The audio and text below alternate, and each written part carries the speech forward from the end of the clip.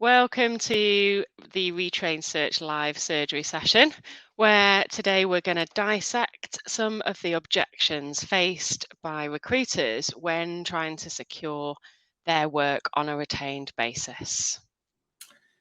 Hello, everyone. So today, as Louise says, we are going to look at some of the objections that we most frequently face following a fantastic pitch to our client when we're looking to secure our work on a retained basis. Sometimes we pitch to clients that are familiar with the retained model, and sometimes we pitch to clients that typically work on a contingent basis. Irrespective, there are some common questions and some common objections that we face. And if we learn how to handle them properly, we significantly increase our chances of winning the project. Now, handling objections can be a little bit daunting. But what we found, and in my experience, is when we unpick them, they tend to be really logical questions that customers have, and all we need to do is answer them in a really logical way too. So what are the main objections that we face? Lou, I'm going to come to this one for you first. So what about this? We don't like putting a position with just one agency, Lou. We like to make sure we get good coverage of the market. We don't miss out on anybody. Yeah, that is a really common objection. So the way that I would handle that one is I would take a deep breath and I would explain, look, Jordan, I totally understand what your thought process there. It's easy to think that by putting it out to multiple agencies that you're going to get better results and you're going to get a better coverage of the market. But unfortunately, it's exactly the opposite of that happens. And I'd really like to explain why. The thing is, as recruiters, when we're working on a contingent or no win, no fee basis, we typically work between 5, 10 or 15 jobs at any one time. Not just us, but all agencies that are working on this basis do the same thing. Because we're essentially working for free, we have to grade or rank the jobs in order of priority to work the jobs that are most likely to result in a fee to make sure that we're successful against our targets. If a job is with a company with a great brand, it's a great location, it's an easy to find skill set, it's higher on our list. If it's a communicative client that's giving us really good feedback, again, that ranks higher on our list. If for any reason it's more challenging or it needs more work, it's difficult to spending the time on it because there's always that something might happen and you as a client might not go ahead with making the hire. So if it's difficult or it's challenging or it's niche or it's an unusual location or the client isn't responsive to us, it goes down lower on our list. And the key thing is that if we know there are other agencies working on it, it goes even further down the list. If there's 4 agencies working on it, for example, we've only got a 25% chance of filling it. So it's very high risk for us to spend time on because it's less likely to result in a fee. So it's easy to think that when you share it out between multiple recruiters, you multiply the effort. But the reality is you actually get less from each one. Then when you realize that only 30% of any given talent pool is active in much the same way that 30% of an iceberg, say, is above the water, this 30% think of as candidates that will reply to an advert, will respond to a LinkedIn message or reply to an email. So on a contingent no win, no fee basis, with the limited time we have to risk, every recruiter is typically engaging with that visible 30 or 40% of talent that will respond to them. And the majority of candidates in any given talent pool are not active and they won't reply to an advert or an email or a LinkedIn message. So unfortunately, in a contingent process, the majority of the talent pool goes unspoken to because they haven't responded to initial approaches. Sadly, it's often that same 30 or 40% that get approached. And so, unfortunately, Jordan, you often can end up looking like a house for sale with many for sale signs outside. It doesn't help your brand in the market, candidates being contacted several times by different agencies about the same position. And that has an impact not just now, but also in the long term, in the future. Candidates remember. So I always say, whether it's me or whether it's someone else that you choose to work with, this is the method that is going to yield the results that you're looking for here, not by continuing to put it out to multiple agencies. Of course, if you do decide to do this, I would really like to be the one to work with you on this. Nice. Really nice. It's Thank more you. it's more of an education, right? It really is, and it's a lot to explain, but it's a huge misconception, but it's so common. We had a head of talent acquisition who came and did our training program recently, and she had actually joined an agency that had been supplying her for many years, very well respected senior head of a big talent acquisition team. And we, at the beginning of the course, we ask, I don't know if I've got time to explain this, but I'd like to, we ask, why are you doing the course? And she said, I don't want to do it. I'm only doing it because I've been told to do it. I can't think of anything worse than having to learn how to sell retainers. She wasn't a believer in them at all. We got several weeks down the line with the program, and she said, I can't believe it. It's not what I expected at all. And she is now fully retained. She pitches retain and wins consistently. She's completely converted. And the difference for her was this. She used to shut every single recruiter that pitched a retainer down when they came through her doors because she thought it was just about them getting money up front. She didn't realise that actually what they wanted to do was a proper piece of work. So it's so important to be able to explain to the client why that contingent model and that multiple agency contingent model prohibits us from being able to do what we want to do. So Jordan, I've got one for you. What about if you don't fill it? Let's say we do this with you and we make this investment here, but you don't fill the position. What if it doesn't work? Yeah, and I get this one a lot. Yeah, and actually it's a big buying signal. So I'm quite happy when I get this objection. What I would say to that is the financial commitment from you, Louise, allows me to commit in return. This is a two-way street. But this is a difficult search. Yeah, and we're dealing with people here. So what I can't guarantee is that the result that we reach at the end will be the exact result that we set out to achieve during the briefing meeting. But I can absolutely guarantee that I'll commit to working with you until we reach a result. Now, as I say, I can't guarantee that that result's going to be exactly what we set out to achieve because we're dealing with people. Maybe the person you want, Louise, doesn't exist. Maybe they do exist, but they're not looking for a new role at this time. But what I can guarantee is that I'm going to carry out a very thorough, rigorous and robust search process. And that it's going to be transparent. And all the way through that process, I'll be feeding back all of the data and intelligence that we receive. And at every single point, if you need to make a decision, you'll do that based on informed data and intelligence.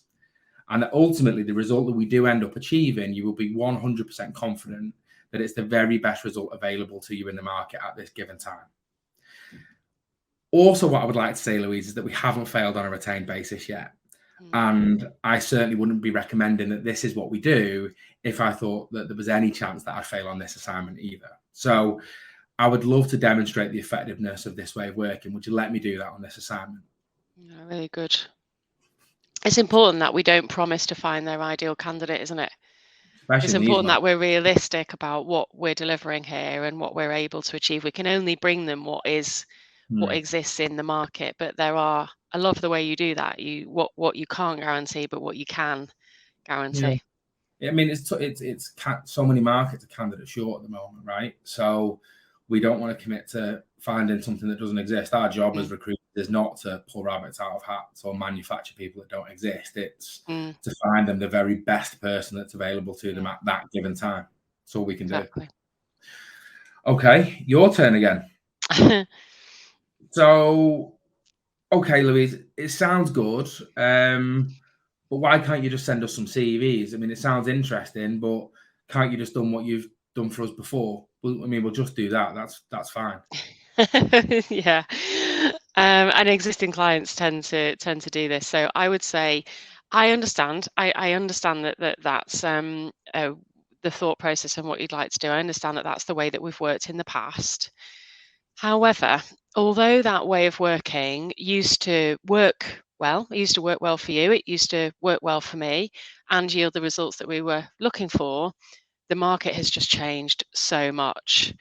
It is increasingly challenging for this type of hire, and the competition for candidates is so tough.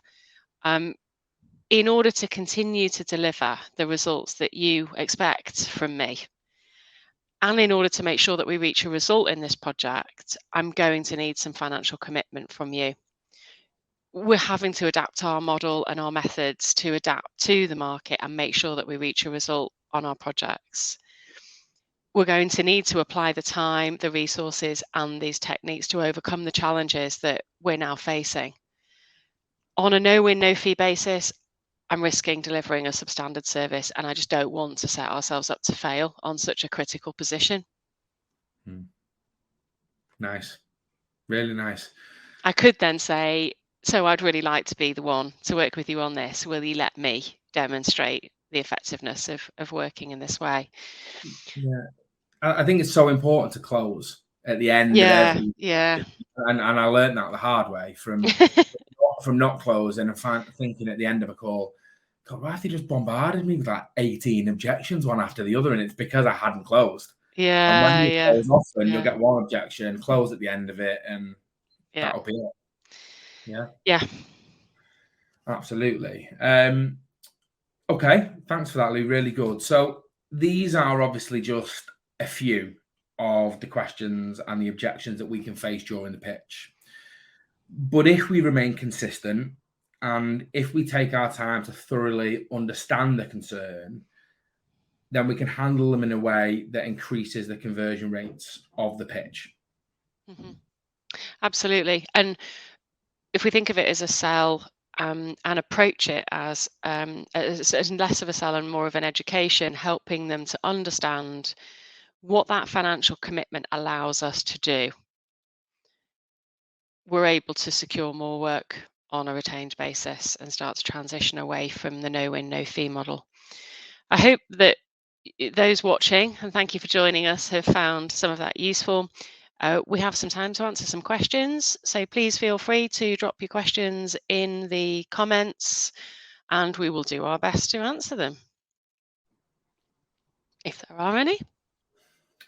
Okay, there's one there, Lou. So if I handle the objection and my client still doesn't want to go ahead, should I walk away or should I work it contingently? Yeah, that's a good question.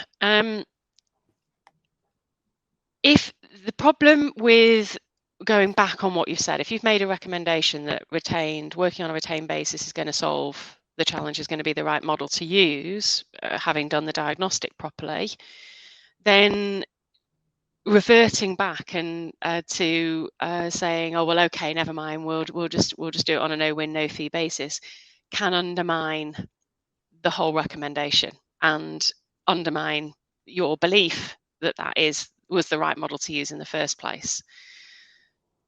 So I wouldn't advocate easily bowing back to that subservient master-slave relationship again. I would certainly want to be making it much easier for them to step into this and say, the financial commitment is really important for me to be able to deliver the results on this project. Otherwise, I can't apportion the time and the resources necessary to make sure we reach a result, and that worries me. How about if we work on a reimbursable basis for the first 2 weeks, if you're worried about that financial commitment, just so I can show you what we're doing, how it's working, and give you the confidence that this is going to yield results. So I'd have a go at that first and see if that might help. If they're still saying, no, I don't want to, it's not something that we're going to do, you have got to take a call on it, and it is each situation is going to be different. But as an absolute kind of minimum, if I was to say, that's okay, I'm prepared to work on a contingent basis for a period of time, I'd do just that. I would limit the amount of time that I'm willing to do that and say, I'm happy to to do that for 2 weeks, say, or 4 weeks maximum. And if we don't get the results that we're looking for, we can't then continue, because there's only so much we can do on a no-win, no-fee basis. There is only so much time we can apportion to it, and there's only so many methods and resources and techniques that we can apply, because we're so exposed to the client saying, actually, we've got another solution, or we've decided to do this, or not that they set out to do that. And I always say that, not that you would set out to put us in that position, but look how quickly the world changes overnight. All of a sudden, none of us know what's going to happen. So that's what I would do as a minimum, limit the time. I always found it really important as well to differentiate again to the customer at that point, the difference between the work you will do on a contingent basis in comparison to the service you would provide on a retained basis. I didn't want them thinking, if I went away and worked it contingently for 2 or 3 weeks and it didn't yield results, I didn't want them thinking, well, Jordan obviously can't deliver. It was no reflection on me. It was a reflection on the contingent model. And actually, exactly, the solution to the problem was still me. I just needed that financial commitment. Exactly. Yeah, exactly. So we've got a couple more. Bashir, what would you say to companies who operate on strict PSLs and say they don't want to expand on that list? So this is really similar to when clients say all of our agencies are working on a contingent basis. I would say, well, if your PSL is working for you, then far be it for me to interfere with that. Through the diagnostics, I would have uncovered challenges with the PSL, because there always are. There always are. So I should be able to be in a position to say, but what you've explained to me is that you're frustrated that you're not getting the quality of candidates through, or you're not getting the volume of CVs through that you need, and that's why we're having this conversation. And this is the way to solve that. So yes, this might be outside of your PSL or your current process, but this is the way to solve the challenges that you're facing. For the vast majority of hires, it isn't necessary, probably. For all of the everyday, easy to fill, straightforward positions, they can carry on being serviced by that standard agency model. But for a percentage of hires, that model isn't working anymore, and this is where a more rigorous approach is necessary. And what I always say in this situation is, don't make the client think that they need to kind of marry you. Why don't we just we don't need to change the PSL or change the whole structure in which the supply chain is orientated, but let's just take one of those positions and let us show you and demonstrate this approach on one of those. And then if you like it, then it can be something that we can look at doing on a wider basis. It's interesting, isn't it, Lou? Because obviously today we're looking at a small part of a bigger picture, right, in just handling objections. But so many of these objections, we actually handle 30 minutes earlier in the conversation by preempting it and delivering the message in the right way. So like this objection, we've almost handled it right in the discovery and the needs analysis with the client up front to identify the pain and the challenge, and that makes it easier to handle.